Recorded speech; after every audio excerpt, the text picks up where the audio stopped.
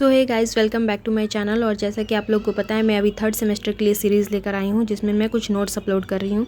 तो आप लोगों ने बहुत सारे कमेंट्स किए थे, तो मैंने सोच रही हूँ कि अभी किसका मैं नोट्स अपलोड करूँ। तो मैं सबसे पहले सोच रही हूँ कि गज़ल का नोट्स अपलोड कर देती हूँ।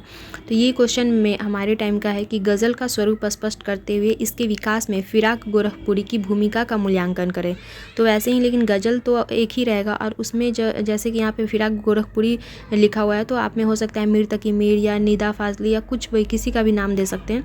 तो आप एक पैराग्राफ, जैसा कि मैंने कल बताया था कि आप गज़ल का 1-2 पेज तैयार कर लीजिए और 1-2 पेज सारे राइटर्स या जो भी शायर हैं उनका तैयार कीजिए और दोनों को ऐड करके आप लिख दीजिए।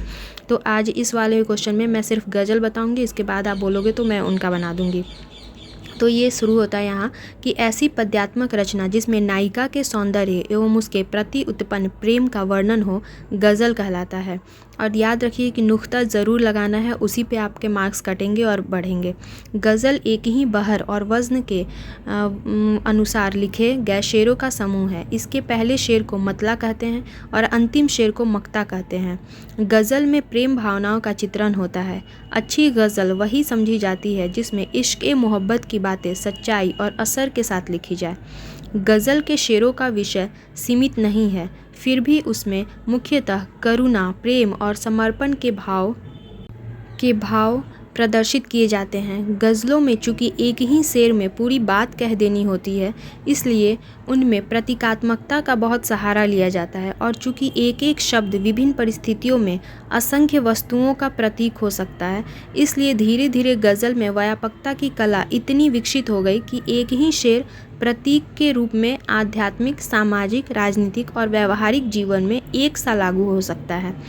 इसी आधार पर दार्शनिक तथ्यों की कविता के साथ सामने लाने में गज़ल का प्रयोग बहुत किया जाता है।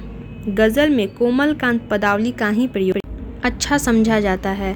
शेरों में प्रयुक्त होने वाले शब्द और शब्द विन्यास अर्थ ही नहीं, ध्वनि के लिहाज से भी कोमल और मधुर हो तभी कवि की सफलता मानी जाती है। गज़ल की असली कसौटी प्रभावोत्पादकता है। गज़ल वही अच्छी होगी जिसमें असर और मौलिकता हो, जिसके पढ़ने वाले समझे कि यह उन्हीं की दिली बातों का वर्णन है। यह बात तभी पैदा होती है जब उसे सरल और मीठी बोली में लिखा जाए कि दिल में घर कर जाए। संपूर्ण अलंकृत गज़ल को मुरस्सा गज़ल कहते हैं। फ़ारसी से गज़ल उर्दू में आई और उर्दू का पहला शायर जिसका काव्य संकलन प्रकाशित हुआ वे है मोहम्मद कुली कुतुब शाह, जो दक्कन के बादशाह थे और उनकी शायरी में फ़ारसी, उर्दू के अलावा दक्कनी बोली शामिल थी। मीर तकी मीर और मोहम्मद रफ़ी सौदा के काल को उर्दू गज़ल का स्वर्ण काल कहा जाता है। मीर की शायरी में दर्द कुछ इस तरह उभरा कि उसे दिल और दिल्ली का मर्शिया कहा जाने लगा।